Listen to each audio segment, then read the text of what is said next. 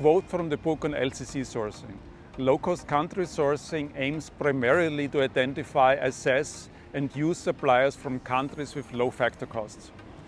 Low-cost country sourcing is one of the most widely used methods of the purchasing chessboard. In this video, I will talk about its pros and cons and outline how it may sometimes stand in the way of innovation. Let's get started.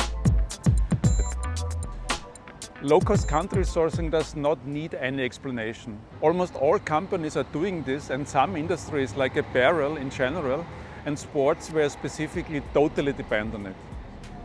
While factor cost encompasses more than just labor cost, in practice low-cost country sourcing is mostly just this, benefiting from low labor cost. And in a way, it is just going with the natural macroeconomic evolution. Countries have a limited pool of workers, and as countries get richer, this pool of workers moves from agriculture to manufacturing to services, broadly speaking at least.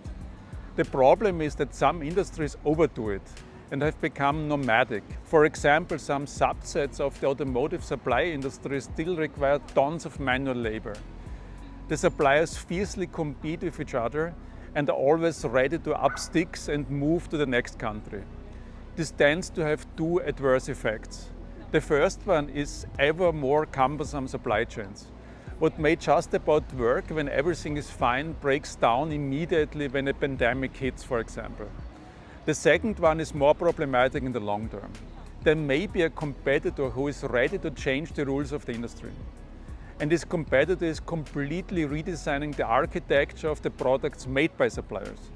So rather than fully relying on manual assembly in low-cost countries, the new design allows for automated manufacturing in a supplier site in the vicinity of the car maker assembly plant.